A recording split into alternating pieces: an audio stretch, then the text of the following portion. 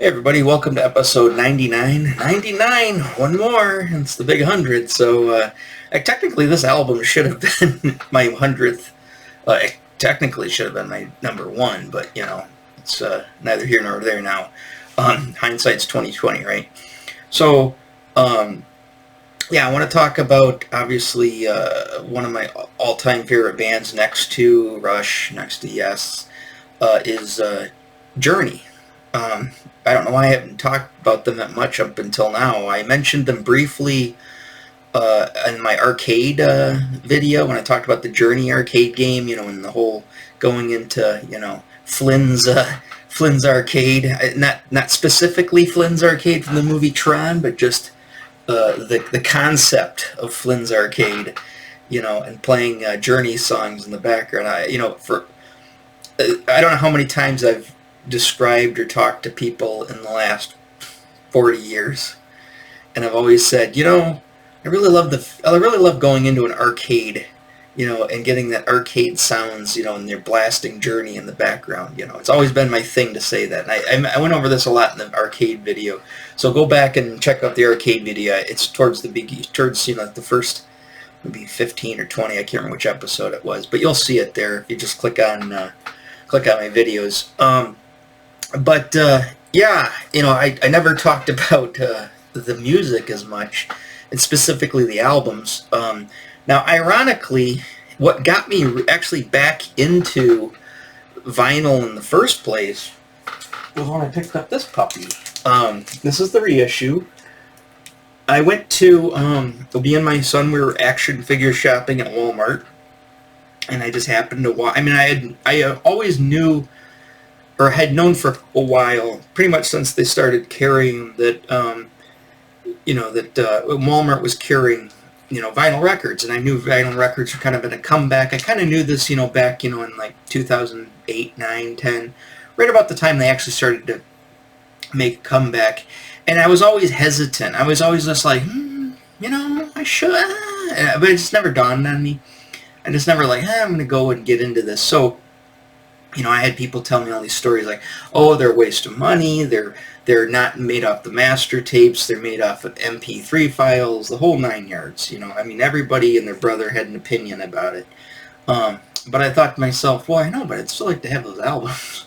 And, at the time, I didn't even think there was even any record stores left with actually had records. Till I thought, well, I'll just do the same thing I did, back in 1988. I went down to Sam's Jams and just started buying used records for cheap. So, which I should have actually done in like the early 2000s, mid 2000s. I could have picked all this stuff up, at dirt cheap if I could find them. I don't know if, sites like Discogs, or I'm assuming all that stuff is around. I'm sure there's a die-hard vinyl crowd that really has never been out of it, and so I'm assuming, and then with the internet breeding all the different communities and alt groups in the 90s and stuff, I'm assuming that element has always been there if you really sought it out. But I just didn't think of it because in the 90s you're just like CDs, that was the mode of choice. Cassette tapes, were just like, whatever, it's CDs. And I bought into CDs hook, line, and sinker just like everybody else did, but, and again, the records went, so I didn't think much of it. But then like I said, I was going through, I wasn't finding any of the action figures as well. It's kind of burnt out on going to Walmart like every other day. It seemed like trying to hunt stuff down. And I just needed something else to I need a little bit of retail therapy, and I needed something to kind of, ease the plight of just being me. And I walked over with my son over there, and this is right around the time Stranger Things, that last season with, made Metallica and Kate Bush big. It was right about that time, and I went over to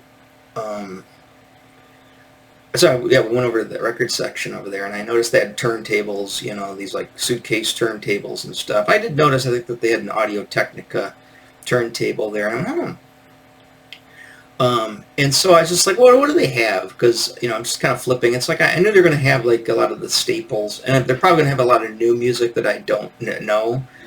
And of course, I just couple of flips through in the J section, and I was like, oh, there's Journey Escape.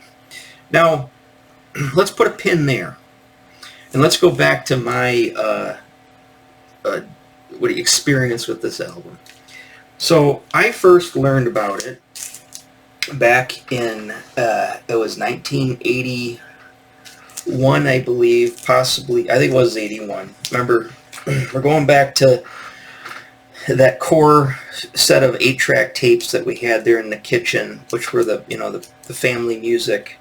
There's a few albums in the stereo, the hi-fi console thing in the living room, which I actually, at this time, if my mom had already moved out when my parents got separated, I know she took that with her, so that might not have been there. But I know the 8-tracks were more primarily my dad's, and that 8-track player in the RCA 8-track player in the kitchen, that was primarily my dad's.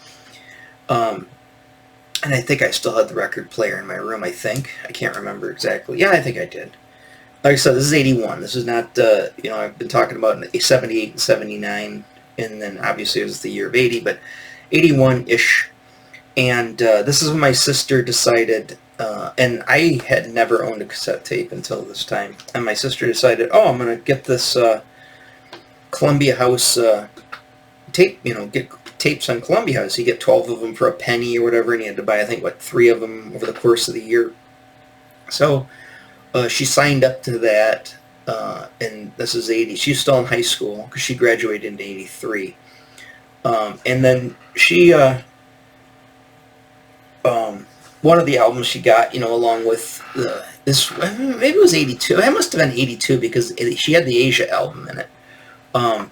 So it was, Journey Escape, Asia album, the J. Geils Freeze Frame, Foreigner 4, Breakfast in America, I believe, which we also had an 8-track, A Queen's Greatest Hits, we also had an 8-track, I'm trying to think all the albums. I think High Infidelity by REO Speedwagon, which we also had an 8-track.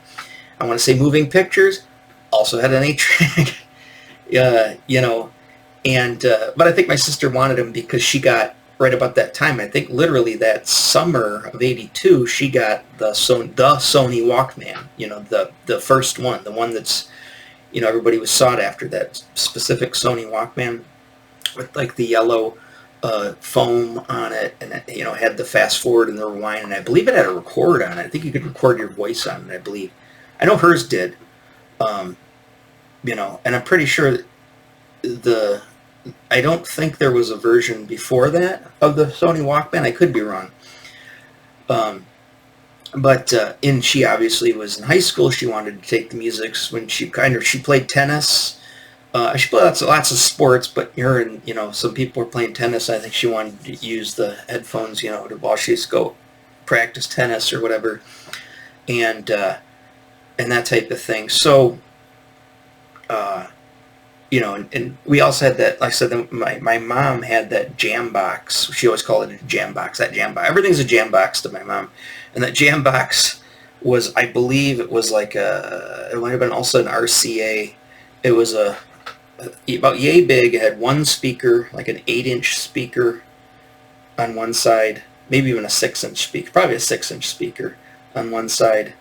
Actually, I'm thinking about it might have been a 3-inch. I'm trying to think. Maybe a 4-inch speaker. It wasn't very big, about yay big. Here, and I think it had a woofer, and it had a little tweeter, and it was like a metal mesh over that. It was kind of not a thin one that you could press, but like a harder shell. And then next to it had a cassette deck, and I believe the controls were on top. It had record.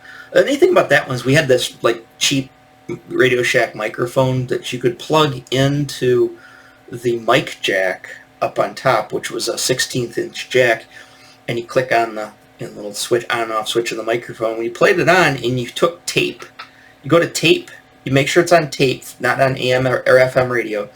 You hit pause and record, I think, or it was play. You had to do something weird with hitting pause and record, or pause and play, and then you could use it as a little loudspeaker. It would amplify your voice, as much power as the radio had.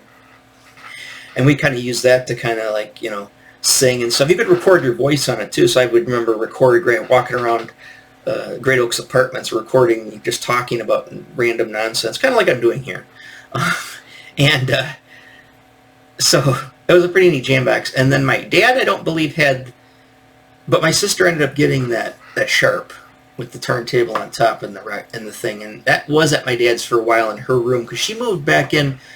I don't know what was going on exactly, but she moved back in with my dad for like the last couple of years of high school, and her and my mom weren't getting along, or you know what I think it was, is when my mom moved out of Great Oaks Apartments, she didn't want to stay in this tiny little apartment that my mom had there on Wilcox Street. So she ended up going to, my dad still had the house at the time, went back and moved back into her old room and stayed there until graduation, I believe.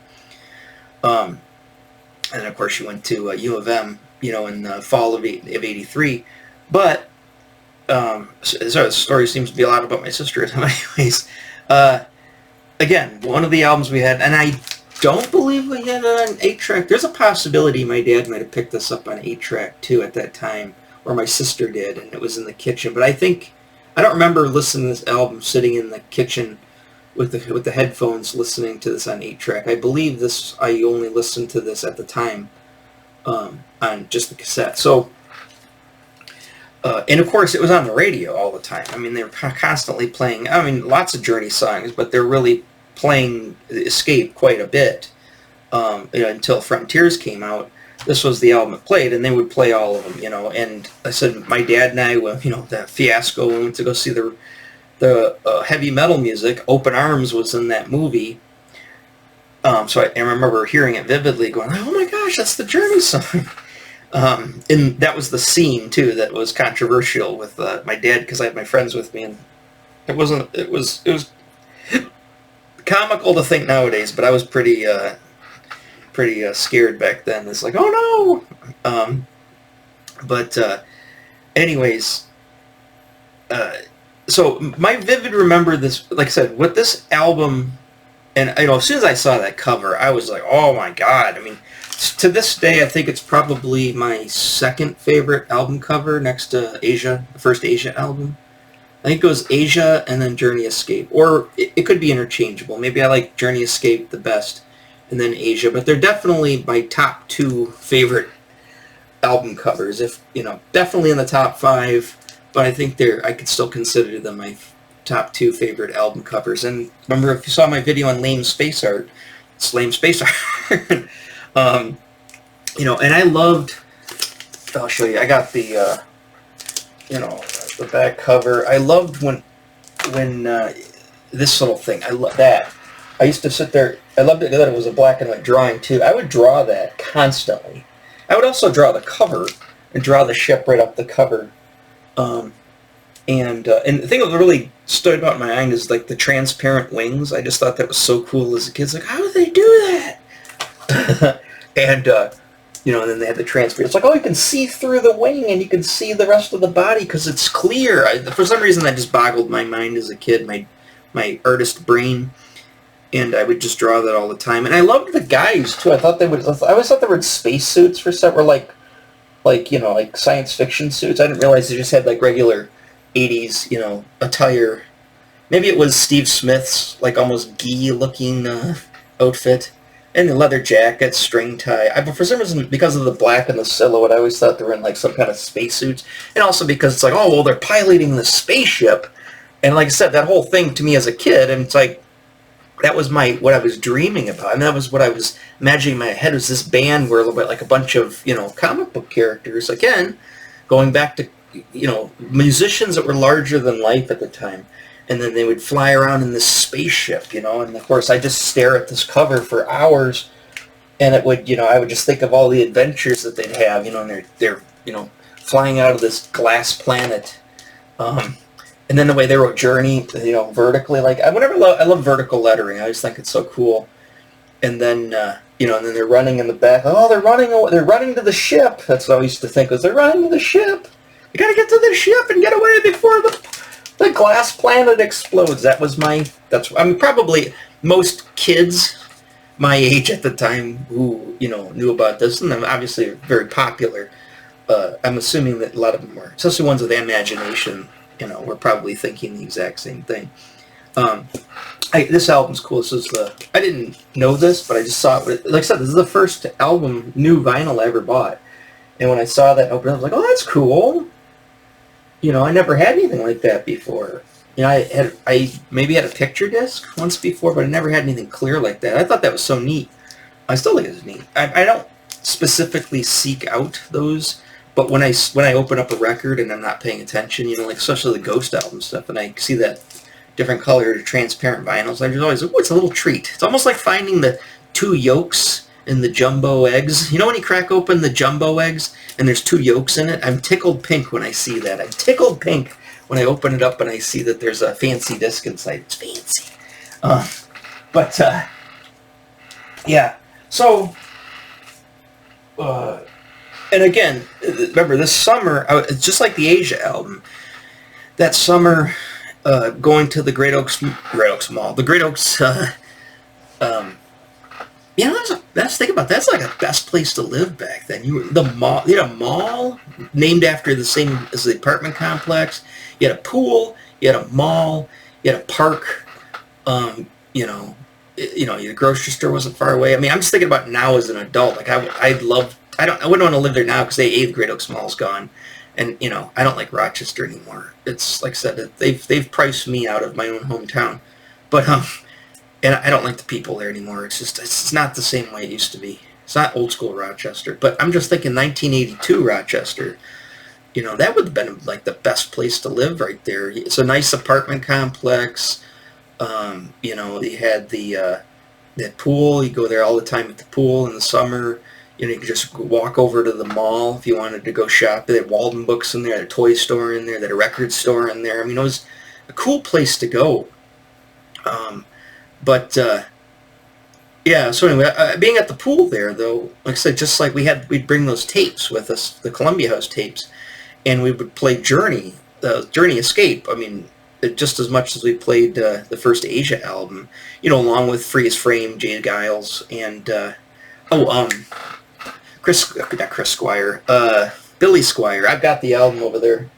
I was trying to remember exactly which albums we had in those 12 cassettes, and I was trying to get the album versions of them, and I got most of them.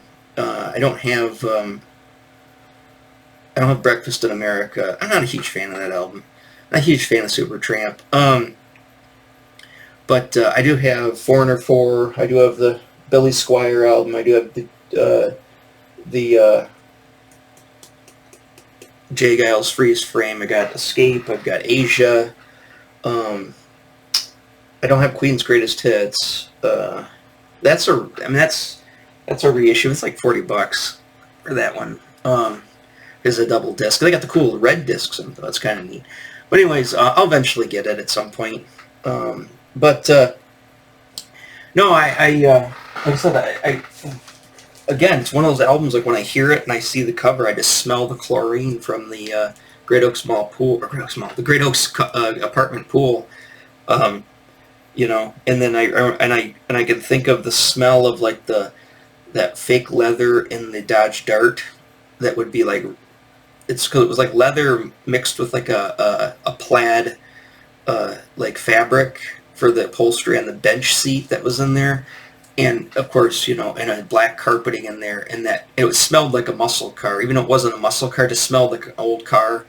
And you'd get in there after that thing's been. It's red. It was red too. I think it would be baking in the sun while you're at the pool. And then my sister would be like, "Hey, let's go up to Lakeside Mall. Let's go to somewhere else. Let's go up to Meadowbrook Mall. After let's go home and get changed, and we'll go up to the mall." And I was like, "Okay." So we go get out of the pool, we walk over to the parking lot, get in that Dodge Dart, and that Dodge Dart was 1,000 degrees. And it, like I said, it would make like the glue and all the fake leather and everything have a specific odor to it, so you get chlorine smell. I'm a dog. I mean, my nose is probably one of my greatest. I perceive the world through my nose and my stomach. But anyways, we get in there and be like crazy hot. We have to roll down the windows, which had the, and let it sit, let the air get in there before we got into the car. And then sometimes we just leave the windows open. It's not like anybody's gonna steal anything out of there, anyways.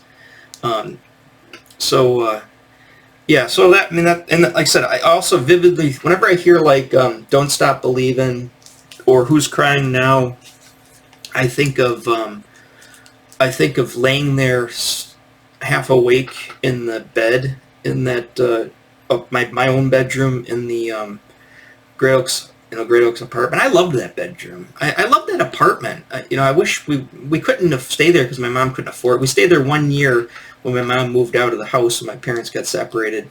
And she worked there. She cleaned the apartment, so they gave her like a big discount on living there. But even with the discount, and my mom just couldn't afford to live at that apartment, so we only lasted a year there. And then we got that tiny little house apartment, which is just, I mean, it was literally you think this 600 square foot apartment here is small. It was tiny. And it was three of us, all crammed. That's why my sister moved back to my dad's. But yeah, we couldn't stay at that apartment complex. I wish we could have stayed there. I would have loved to. I mean, I would have loved to stay there. I'm the type of person where once I get somewhere I like, I plunk down and I don't like to leave. So, I mean, like I said, that would have been the best place to be all that time. But anyways, of course, I would never have moved over to Ruther. But after we moved to the trailer park, like I said, we went from went from the family house to an apartment that my mom couldn't afford to a tiny little hole in the wall house, and then that was like, it just wasn't. We would stay there for 4 years and it just wasn't working. So my mom we ended up moving into a trailer. So that's kind of how my timeline on my mom. My dad moved all over. Once my dad sold the house, he was so transient. But anyways, until he ended up in a trailer too. But yeah, so this album, I mean, there's lots of things that, and again, me and my son would sit there and listen to Journey's greatest hits, and then and I would just, when we'd sit there, he's over, we'd lay there in bed, and I put on this like visualizer to make the room have like this cool lights and stuff in here to kind of get him to fall asleep when he was younger, and I was just thinking to myself, like, going, I feel like I'm at Great Oaks. I'm in my bedroom at Great Oaks apartment complex, and we're listening to Journey. I just had that feeling, and it's just such a warm, fuzzy feeling that I had to keep doing that. But at the same time, yeah, as you can see, I mean, I got a pretty strong affinity to this album. No pun intended, seeing that that's another Journey album, which I need to get. I've only got 3 Journey albums right at the moment. I've got Escape, as I like to call it. I've got Frontiers, which is not a reissue, and I've got Raised on Radio, which is also not a reissue. I'm not a huge fan of Raised. I liked a couple of songs in Raised on Radio because of the greatest hits, but by and large, I'm not a huge fan of Raised on Radio. I do still need to get Affinity, Evolution, and Departure at some point, but this hands down my favorite Journey album. Second being Frontiers. But and I'll do a review on, or whatever they call it, review reaction. I'm starting to put some buzzwords, some buzz hashtags in my descriptions, because I've also noticed, and this is kind of what clued me on to doing a Journey one, is like, well, there's Kiss has about 500 hashtag uses, so I could see why my Kiss video kind of blew up. It, kind of got into that, and then it's like, oh, what else? Oh, Rush has got like 250, not as many. It's like, and then I saw like Ghost has like 1 million, and I'm like going, oh, and then what about Journey? Journey's got like 600,000, so it's a little bit Journey, and that kind of makes sense. I would say Journey is probably more popular than Kiss, because Journey is huge. I mean, Journey was freaking huge. I mean, they've always been kind of, I mean, they've dropped out for a long time, but I mean, Journey has always been a mainstay, a favorite, I mean, they're still going today with that guy, Parnell Jones, or Jones, his last name, Parnell, whatever his name is, the guy from the Philippines. But again, I don't care about them today. I don't even care to see him. I mean, I'm not saying dissing the Parnell guy. I think he's amazing, but I wouldn't want to see anything less than the original band. Valerie Smith, what's his face? Kane, Jonathan Kane, and Neil Shan. I don't know why every time I say Neil Shan, I always gotta do the voice of Peter Griffin from Family Guy. Neil Shan. And of course Steve Perry. I wouldn't want to see anything less than that live. So I wouldn't go see him. If they all got back together, again, they're all old. I don't want to see these bands. I want to see them like this. I want to see them young and running from the spaceship. And there's of course that classic concert in Houston. The one where he's got the yellow cheetah thing on. But let's get into the album here specifically. So let me switch over to the playlist there on YouTube Music. So obviously the first song everybody knows, "Don't Stop Believin'." I mean, it's their biggest song, and it's one of those songs I'm sure everybody knows. I mean, by doing this video too, I feel kind of like I'm not really adding much outside of my own experiences and my stories to this album, because I mean, everybody and their brother has reviewed this. Everybody and their brother has talked about this. YouTube, non-YouTube articles. Rick Beato has got a really cool. I think I put it. I have it here. Yeah, this Rick Beato a breakdown of that's right here. What makes the song great? This thing here. That's a really cool. You should watch that. Check that out sometime. That's really neat. This breakdown of the song. It's really informative. Really fun. There's that concert I'm talking about. There's that one girl who reacts to his reactions, but she's reacting to his for "Don't Stop Believin'." It's funny. I think his favorite songs. I think it's funny. Beato and myself, our favorite songs are Stoned. I think "Stoned in Love's" my favorite song on the album. I mean, I love the guitar hook to it. I love, I love the chorus. I love the do do do. I just love that. And of course, I mean, by my age, I hope most people at some age, especially dudes, have experienced being stoned in love. I mean, I did it once in my life with, probably when I was a little late to the game, 26, with a girl who was 18, and if you listen to that song, I mean, you have the same feeling. You're stoned in love, and exactly, it's like talking about your youth. It's just like it brings you back to a time.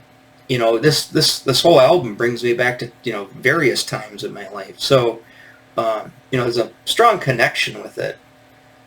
Stone Love's great. So yeah, "Don't Stop Believin'." I say don't stop believin'. It's a great song. I mean, I would say it's probably my top. Well, it's probably here. I'm gonna give it my order real quick. So I'm not really kind of doing these in order, right? So I'd say my favorite song on the album is "Stoned in Love." Second favorite song is "Who's Crying Now?" And "Who's Crying Now" really was my favorite until kind of "Stoned in Love" kind of crept up into it. But "Who's Crying Now," it's got that do. I'd grab the bass and play it for you, but I mean, I love it. I love that bass line, and it just really has Journey.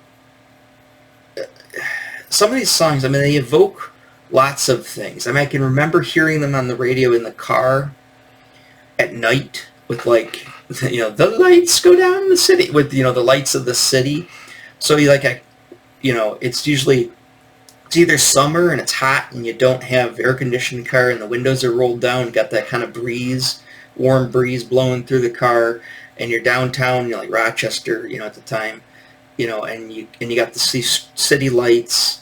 And you're hearing, "Who's Crying Now?" Or it's raining out, and you're heading somewhere to go out to eat or something, or coming back from the mall, or it's cold out, and the car's all warm inside, and you're I remember my sister played a lot of sports, and my mom and I would have to. She had this Nova, this crappy Nova, this like cream-colored Nova, before she got the Dodge Dart. That was when she was still married, though. I think she got that died. Let's just go to the Dart. So think about the Dodge Dart. And I remember her. We would be sitting in the Rochester High School parking lot, waiting for her to get out of whatever she was in. Either a club. She was like in the debate club. She was in the whatever. My sister is a pretty hard person to live up to. Older sister. She's 8 years older than I am. But anyways, I remember sitting there with my mom in the car, you know. And it's cold out, so we got the car running, you know, guzzling down all that gas and that, you know, that carbureted car there, you know, being asphyxiated with the smell of exhaust inside the car almost, and listening to, you know, the radio and playing like Journey or Asia, and you know, that type of thing. So yeah, Who's Crying Now is one. So I just love that song. I love that bass line. I mean, the bass line in Don't Stop Believing. Here's the thing. This is the thing. I want to say, I was watching somebody's video, and I reacted to it. I put a comment in there, and the guy kind of gave me this kind of weird canned PC, like, you know, that's great. Like, he doesn't... I was pretty negative with his video, and he just didn't seem... I wasn't, like, attacking the guy. I was just saying, like, hey, look, because he made a comment about, like, Ross Valerie being just, like, a boring bass player. It's like, you know, he... Like I said, that Who's Crying Now bass line, it's not... I mean, it's not Geddy Lee. It's not lightning fast. It's not Crazy Flea. It's not super slappy, you know, slappy squirrel bass. It's just a nice bass line that evokes a lot of emotion, and it's simple. And, you know, a lot of... You know, there is some tracks in the song where Valerie's really rocking out, but the thing is, his bass lines and stuff are amazing on this album. And they're amazing in general, but this album, I really think some of the bass lines are awesome. And I was just kind of like, hey, you know, you can't really discount guys like Ross Valerie. You know, I wasn't being a jerk in the response, but I'm just saying, you know, he's that heavily chorused bass line, you know, that he would use, you know, on this album. It's just like, I love that, you know. I mean, this is not a number one seller. This is not a super popular album for no reason. I mean, every one of these dudes contributed to why this album is awesome. You know, obviously the power of Perry's vocals. I mean, they're just that sheer raw power, and it's really wanting how you notice that. The best way to notice Steve Perry's power and his the sound of his voice is listen to the We Are the World video. Go on YouTube, look up We Are the World, watch the thing, you know, with Michael Jackson, We Are the World, you know, that thing. Watch that, right? And everybody gets a certain chance to, you know, sing a lyric, right? And they go through the list. You know, Cyndi Lauper does one, you know, Michael Jackson sings the chorus, you know, all the different people, you know, kind of go through and do their take, right? Listen. Well, I gotta say, for one thing, what's his face also has a very powerful voice, and it's a good example with him too. Is Huey Lewis. But listen when Steve Perry steps up to the microphone. I think he sings his line right after Dionne Warwick. I can't remember exactly. You know, they're all super strong. You know, Lionel Richie. They're all super strong musicians and vocalists. But when Perry comes in, I mean, he just hits you in the gut. I mean, it's just like, whoa. You realize how much better he is than everybody in that room. You're like, holy shit. It's just like, I mean, you're floored by it. You're just like, when there's a lot of good voices in that room, and Perry just dropped the mic, right? And I would say the only person who really kind of comes close to him in that video, and it's a good example for him as well, is Huey Lewis. When Huey Lewis belts his line, I mean, he's close to Perry, but Perry's just... I mean, it just gut punches you. Everybody else is like, it sounds good. Really like the sound of that. But Perry steps up, bam! I mean, it's just a 1-2 punch, and just like, oh my goodness. So you'll see, that's a good example of how strong his vocals are. You know, and listen to like, what do you call it, A Mother and Father. I mean, that's a great song. I mean, he just belts it out. You know, and then he brings it down, he's soft, simple, you know what I mean? And listen to Open Arms, the 10th track. I mean... Open Arms, which I believe is on the B side here. Yeah, it's the last song in the album. It was "Open Arms," the song from Heavy Metal, the movie. Listen to that. I mean, it just that that song too. It's just, I mean, the range on his voice and just the texture of his voice. You know, it's got some gravel. He's got power. You know, what's the one song? Not Dead or Alive. Is it Lay It Down? What's the one where it goes the higher song? What one is that? I can't remember. It's not one of the big songs on here. Lay it down. I mean, it's not that song.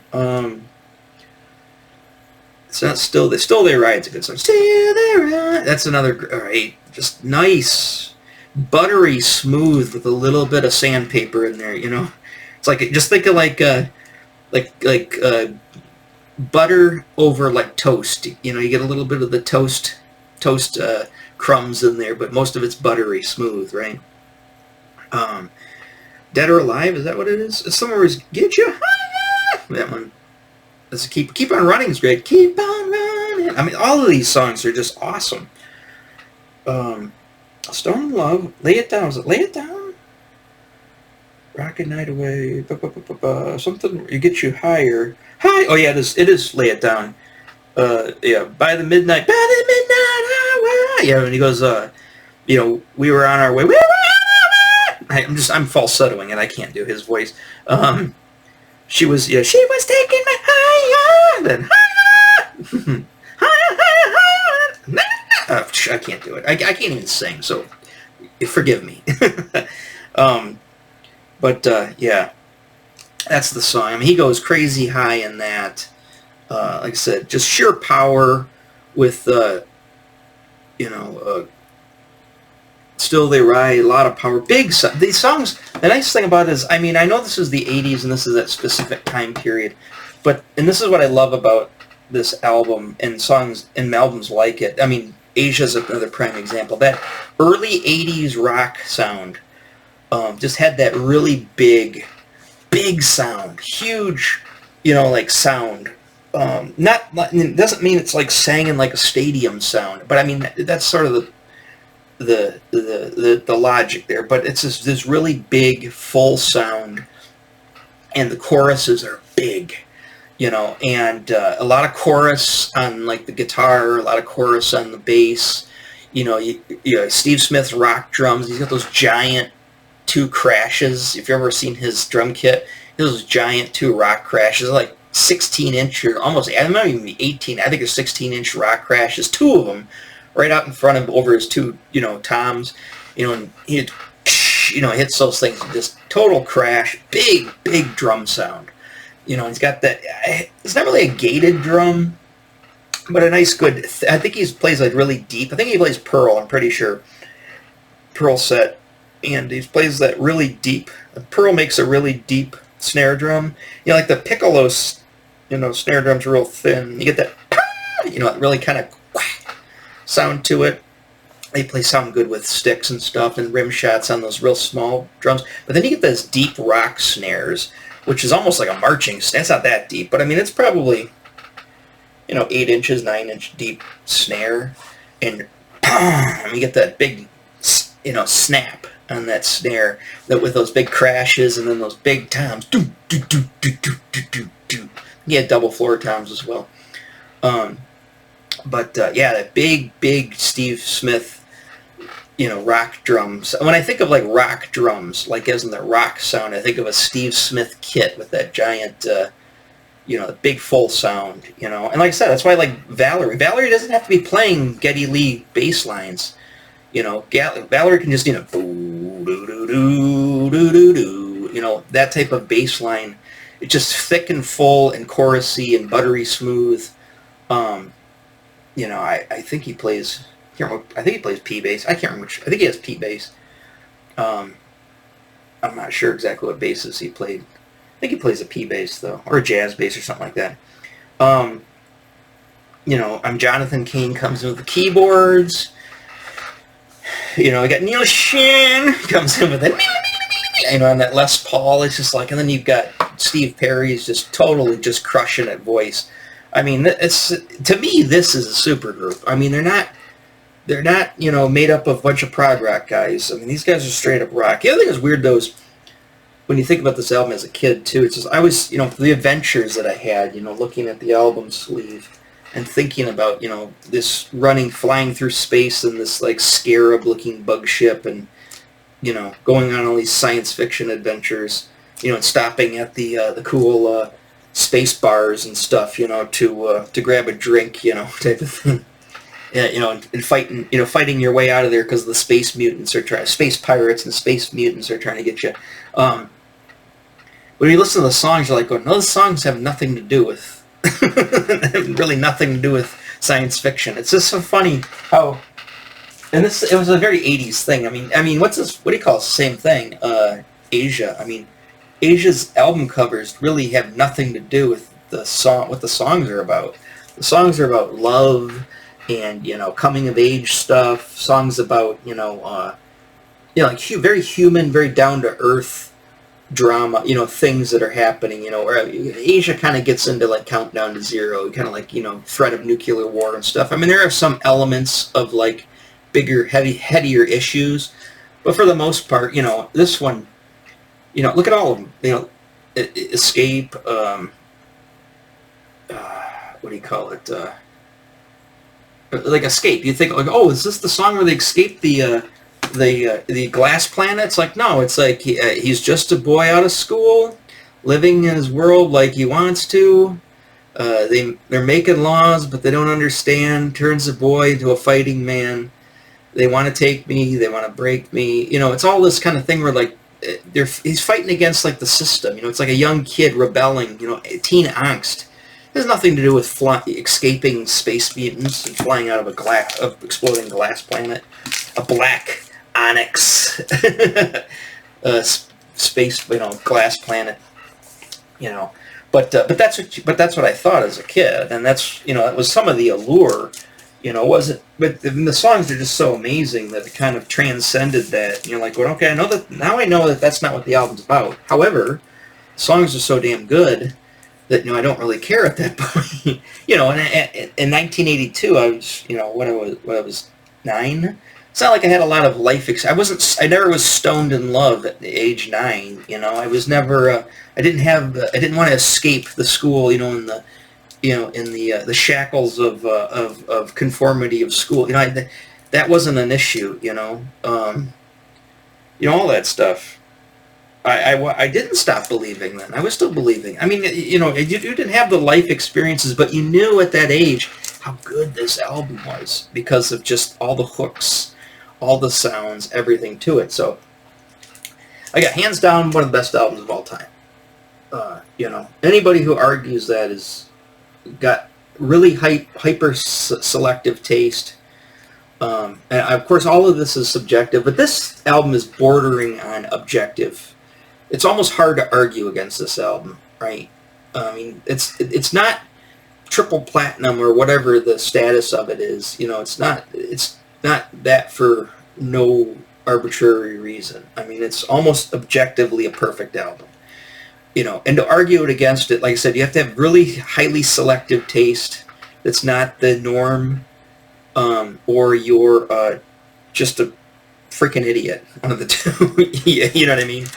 So, either you're not into rock music, you don't care for it, you're into some other thing that's not as popular at the time as, pop rock, or you're just, a complete retard. So, one of those two reasons is why you'd argue against this being one of the greatest albums of all time. Again, I'm gonna do, what do you call it? Frontiers as well. Probably do that one next. I might do Raised on Radio. Maybe I might skip out on Raised on Radio.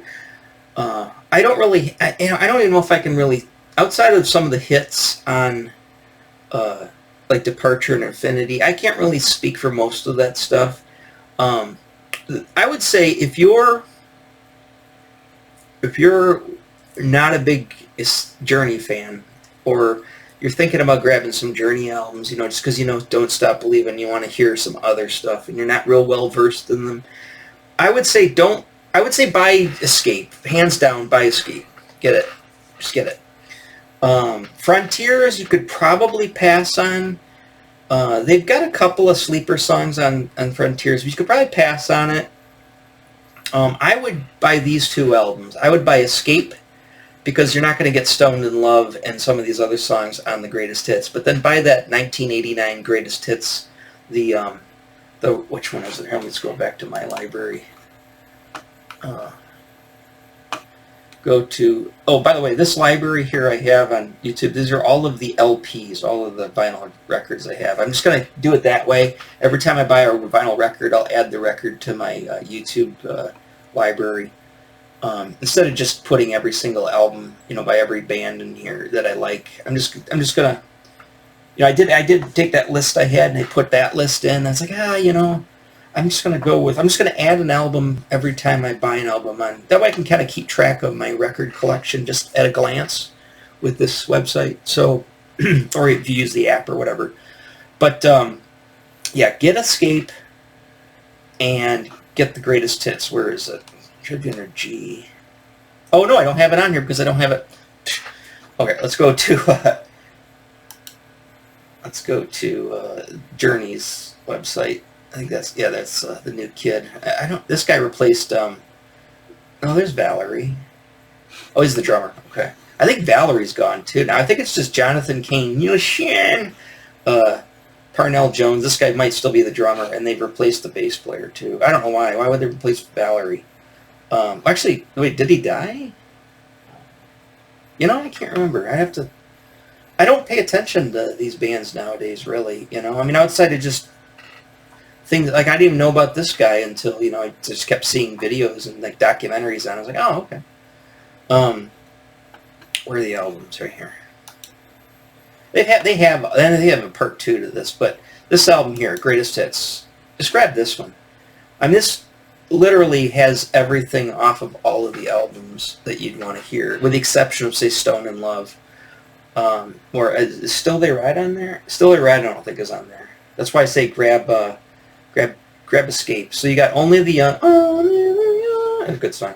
Again, this isn't really this video. I'm not going to go super heavy on the Greatest Hits, but I'm just saying, if you want 2 Journey albums that pretty much cover most of the stuff you're ever going to want to listen to, just grab Escape, and grab the Greatest Hits. Maybe if you want to grab Frontiers, but that's about it. As you can see there's the Tron soundtrack. Got the Tron soundtrack down there. They just do one song off of it, but I've got that. But yeah, Departure, Evolution, Infinity, you could get those. But most of the hits off there are on the Greatest Hits. Unless you're a completist, I'm not really much of a completist, obviously. It's like, I don't really care to have these 3 albums, their first 3 albums. Just don't need them. I want these 3, and I want that, and I've got this, and this, and I'm done. Got all the Journey I need.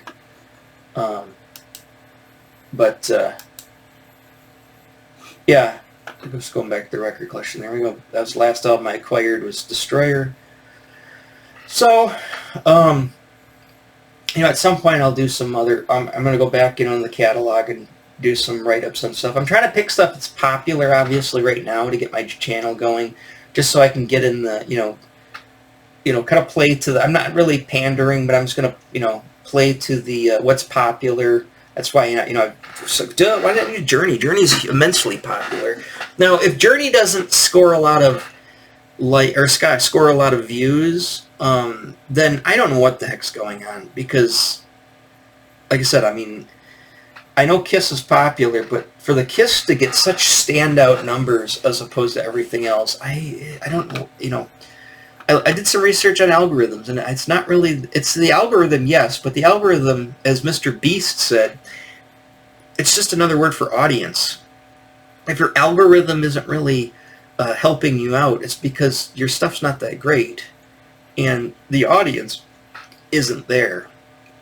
But if you look at, like, if you go into the analytics, it shows the algorithm is showing it a lot of times, and they show a lot of the Kiss stuff. They showed to like 20,000 people, so that's no wonder 1,000 people have viewed it. But remember, also is a good time to plug it. Remember, like and subscribe. Subscribing obviously helps because it'll get me closer to monetization, and liking will boost that number. It'll make that algorithm kick it out to more people. So I'm not saying, but beyond, I mean, I'm not telling you just go through and like in every single video that I have just to help me out like that. Honestly, watch the video. If you're honestly interested in it and you like it, like it. If you don't like it, right, dislike it. I don't care. You're not offending me. Just dislike it. That way, I'll know that it's not getting suggested to people. Nobody's viewing it. No other people are liking it, right? Then I know I'm not going to do that kind of video, so I can scrap that. I've already pretty much kind of laid it out. I was taking some notes and laying down, what I'm going to kind of go forward, because we're getting close to the 100 mark. After 4 months of doing this and 100 videos, I should kind of know what direction I'm going to go. And like I said, I was just cutting my teeth with these first 100 episodes. So I think I'm definitely, music is probably the biggest thing to stay at. It's my hashtag music is probably the biggest goal. So I think I'm going to kind of refrain from the comics. Comics have good numbers, but not as good as music. I'm going to refrain from the action figures. I'm kind of done with anyways for now. Role-playing games, I don't even currently play role-playing games, so it's kind of pointless to get into that. So music is what I'm pretty heavily into outside of my own art. But like I said, I'm keeping that separate from this channel. The whole point, not the whole point, but one of the points behind making a YouTube channel for me is to create another revenue stream, right? So I can, lift up my finances. And in order to do that, I've got to obviously get monetized. But the other thing is, if that dries up, meaning I can't see it drying up, but let's just say my comic business starts to dry up, right, or gets slow. There's a downturn in it, and I need to eat, obviously, and keep a roof over my head. I'm going to need something for a backup. And so this is different too, and this is obviously, if I'm going music and stuff, I might swear, I might make some inappropriate jokes here and there, but by and large that's pretty safe for work type of content that I'm putting on YouTube, and my comics are definitely not safe for work. So having that, but also having a cleaner platform and a cleaner product too, kind of helps me balance it out. And so, if this stuff in this I can promote a little bit easier to more of a mainstream people. Like I said, I swear, I say inappropriate things here and there, but by the large, I mean, it's like, I'm not that great. I mean, like, I'm talking like a high school kid. It's just like, it's like, whatever you call it, teen 14. It's not even rated R or whatever. Well, I mean, a couple of things I might say rated R, but I mean, the comics definitely XXX.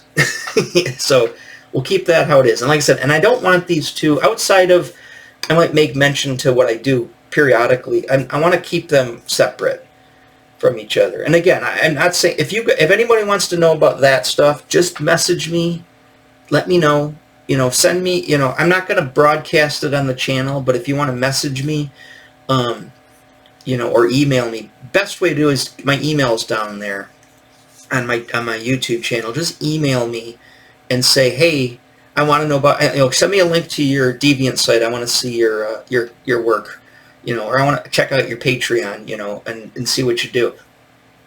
Fine, I'm assuming hopefully you're 18. I mean, it's hard to vet that. But if you have a YouTube, or if you have a Deviant, in order to see this stuff, you will have to have a Deviant account, and you have to prove your age. So that's all kind of taken care of through there, right? And then the flip side, everything's behind a paywall on Patreon, and again, you need a Patreon account. So you're going through them. So, and they vet this, they do a pretty good job on vetting, underage people out of there. So I think you're safe. I feel comfortable giving you, I'm just giving you the links, right? In order for you to access the stuff, you have to engage with the platform. So I'm also putting that out there so you know, too. And yeah, you know, if you're interested in this, just let me know. Email me. I don't want to put the links in the message boxes. I think I did once, but I don't. I think I'm going to refrain from doing that. But for the most part, just email me. My email address is mastabas2112@gmail.com. It's Mastabas2112. Obviously, the 2112 comes from Rush 2112. But Mastabas, if people have thought to myself, it's a weird word. That sounds a lot like. That's not what it means, dumbass. I had AOL back in the 90s when I first got on the internet, and I needed an account. And I was looking around. I need a username. And I had a book on Egyptian architecture sitting next to the desk. I flipped it open, and it's an Egyptian word called mastabas, or some people call it a mastabas. It's a small oblong tomb, right? And it's called a mastabas. And I just thought it sounded cool. It looked cool. I'm like, oh, that's a cool name. And of course, let's butt that up with some numbers. Hey, 2112. I really love 2112, the album. So that's how that came about. So that's my email address at gmail.com. It's also in the, if you look down into my thing on the channel, you'll see my email address. Just contact me. You know, say, hey, I saw your, I saw your video. Or, I saw your videos on YouTube, and you mentioned, you have a Deviant account, or you mentioned you have a Patreon account, and I'm interested in checking it out. I'll send you the links. It's that simple.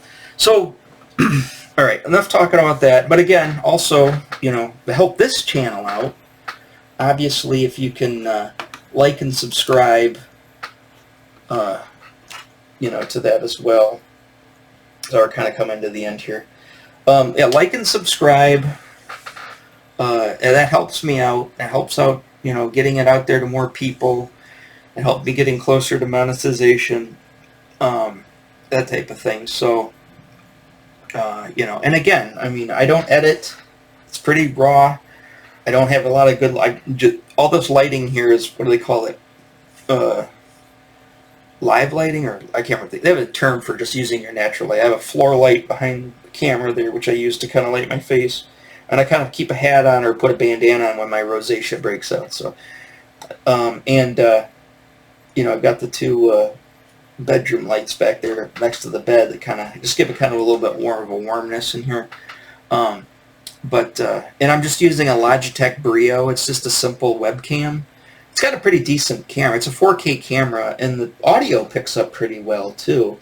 So, I don't really need to get a microphone, but I do want to get a condenser microphone at some point, just because if I want to, say, like plug my bass or any instrument into the computer through my interface, I'm going to need another microphone, because it'll negate that, and I'll have to use that as the primary input, and so I'll need my microphone going through that, so you can hear me. So I'll eventually get a condenser mic. I got my eyes on an Audio-Technica condenser mic. I'll probably get it around Christmas time, maybe. And then, from there, I need to look at some lighting. Gets a little bit better lighting, I'm not the best-looking guy in the world. But I think maybe, if I can, church it up a little bit in here, make it a little bit better. And obviously the whole thing with editing, I've got to sit down. I use software all the time for various art applications. It's not like I'm, not privy to using software. But obviously there's a little bit of a break-in time, and I have to get actually purchase a editing software so I can edit the videos if I want to do that.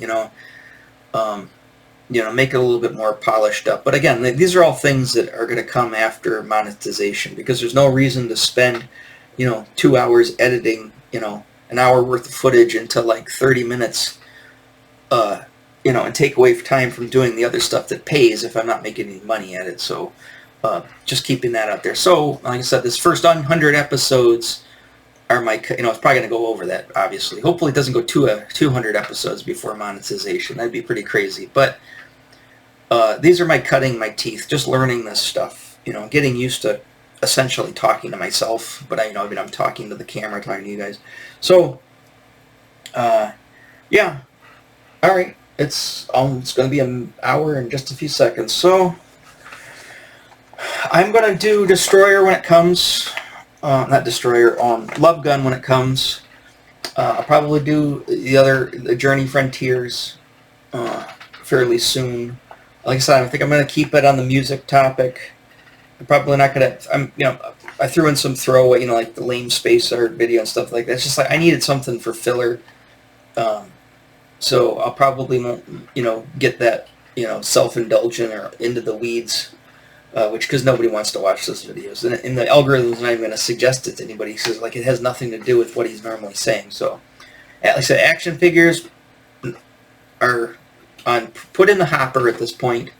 Comic books, I'm still into comic books. I actually do them for a living. But, they're kind of going to stay in the hopper for a while as well. I'm just going to go with music, and I'll do some, it is music related, I'll do some bass, and like I said, if I get that other Burning Fire guitar version of that, I'll do obviously an unboxing on that, and eventually, like I said, once I get to the point where I can plug the stuff in and get a little more comfortable playing, even though I'm not really playing live, and I'm not really playing to anybody else in the room, I don't want to look like an idiot, like, you know what I mean? I do practice a little bit more playing to an audience, even if I'm just dinking around on the thing.